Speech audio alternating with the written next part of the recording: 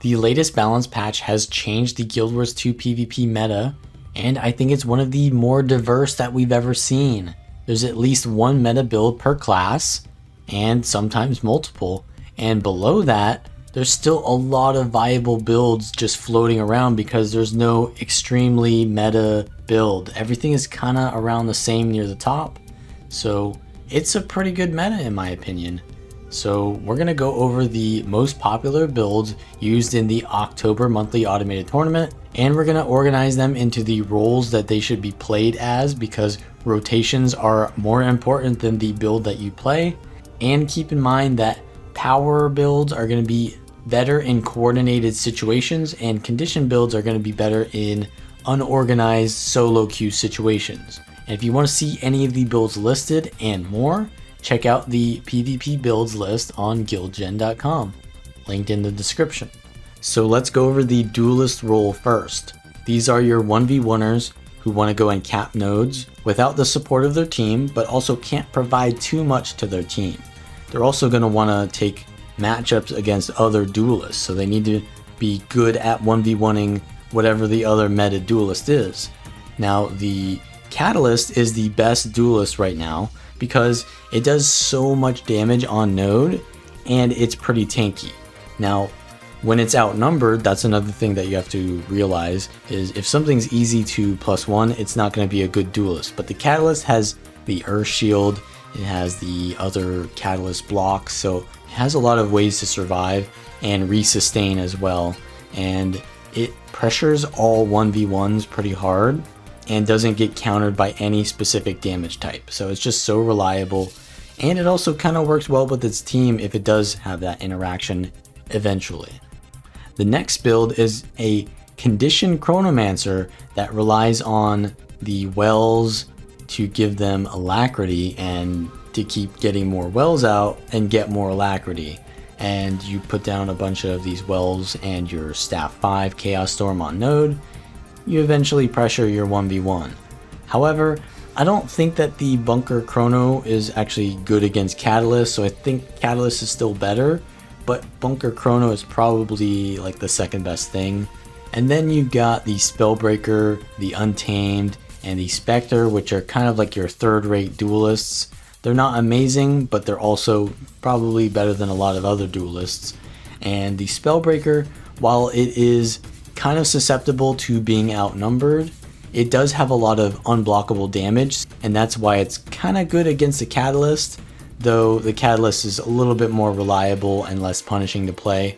Untamed is not really a duelist, it's more of a roamer, but the fact that the Untamed uses a pet kind of already makes it good in 1v1s anyways, so a lot of people do it anyways.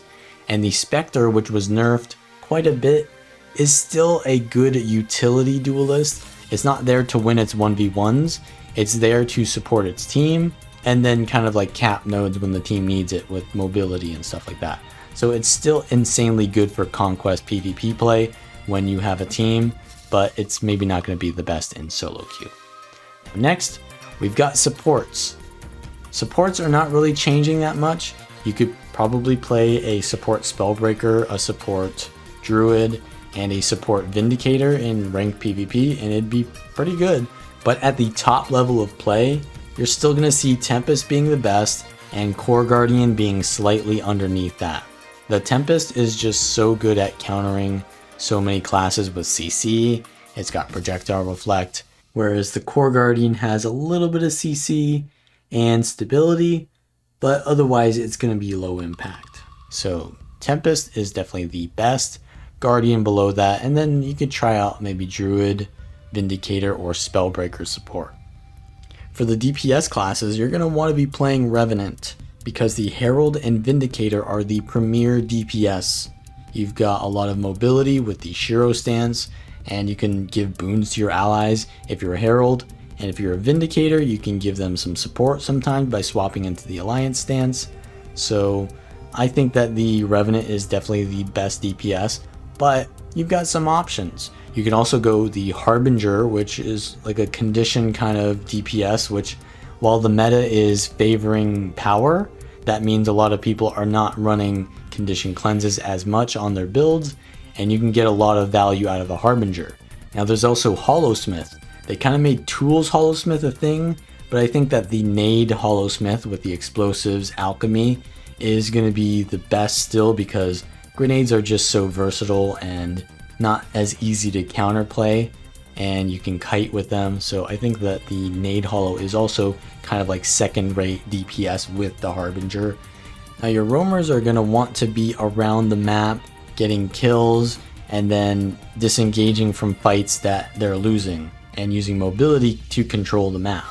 And for this reason, the Untamed is probably the best roamer, because it has a lot of disengage with the Greatsword, giving them blocks. They can go in stealth very easily with the Longbow 3 and the swoop into their smoke field. So they've got good disengage, and they also have a lot of burst for engaging on enemies with the Untamed port. And yeah, they can just one-shot people. So the Untamed is probably the best roamer, but Thieves are still in the mix.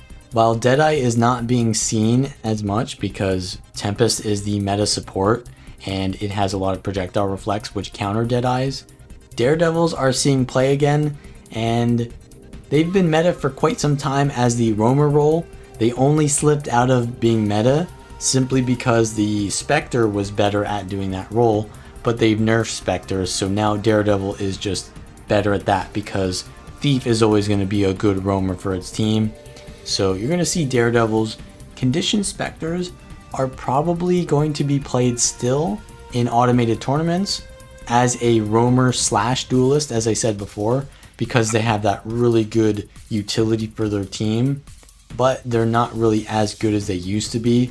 And that's a good thing, because before they were pretty much 2 per team. So maybe you'll see 1 here and there now, but they're not going to be everywhere. But that is pretty much all the most popular builds you'll be seeing. Really the only difference from the last meta is that you'll be seeing more Spellbreakers, some Chronos here and there, and Vindicator is going to be used a little bit more. So that's definitely cool, but I think below that meta, there is quite a lot of builds that are actually still viable, and you can definitely play in ranked queues and perform with, and for sure I'll be doing that. So if you want to see more of that, then make sure to subscribe, and of course like the video if you want to support me, and check the links down below. And having said that, I will see you all next time.